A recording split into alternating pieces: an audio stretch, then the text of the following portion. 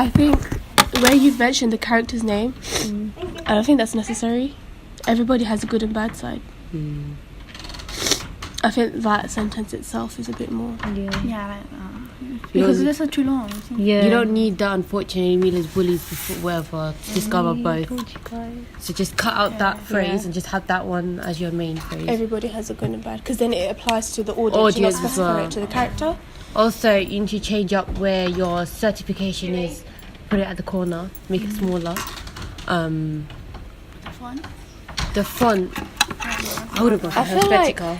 But Helvetica wouldn't go with it. I don't know. They said it looks comical, but no, you know that but to us it universal seems font.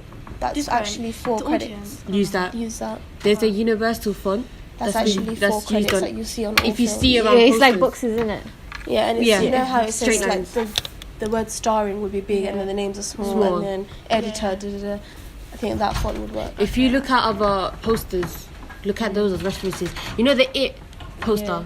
That your typography is sort of roughly similar to that. Look at the It poster and see how it's been positioned with the certification, the starring, and also the production.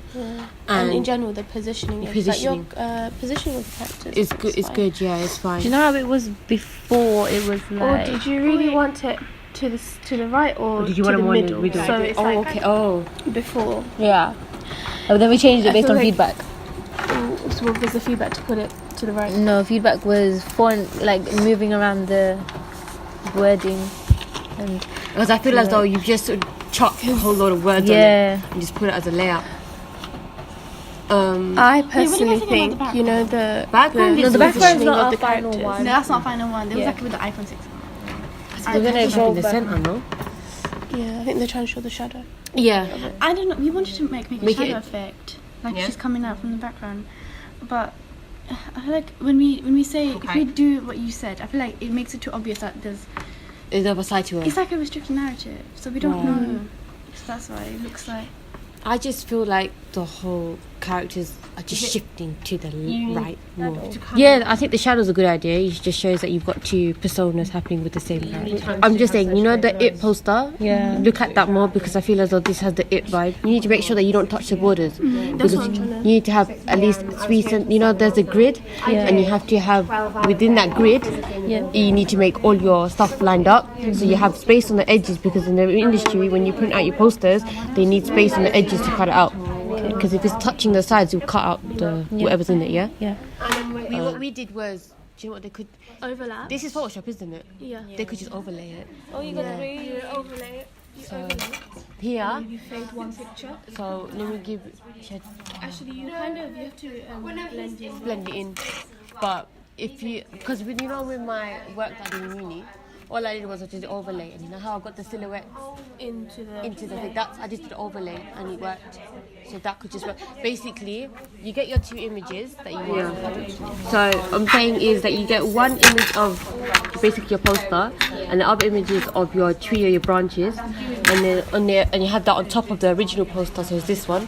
And then there's an effect where it says overlay, and then it would basically combine both pictures together and blend them in, and then that way you can work out how you want the coloured, how much saturation should come out, what should be highlighted, and then you can blend them 2 in, so it makes it as one picture. Okay. Also, look, can you see here? You've got the grid, right? Yeah. So you choose how much. I think 1. So is 1 or 2 centimeters. And make sure everything is in that grid, so it's not coming out, because you know here you have a person, you could shift her a bit to the left, so she's within the grid, because if you cut her out, she's going to be cut out if you was to print out this poster. And also you're senseless as well. Recording any of it? Yeah. So sorry. This one. And also they're senseless as well. Move it a bit to the left, or if you want to bring it in a bit, you could. Do you think where it's positioned is okay for the poster? What I feel like the senseless. What this? Yeah. I just want you guys to work on the font. Yeah. Okay. And the blood in the film, isn't it? Yeah. So you stick with red. I think you could. We wanted to have like a font with blood dripping, but then we wanted it to be similar to the font. Or instead of having blood drips, you can have blood splats on the top right and the bottom left. Yeah. Sounds good.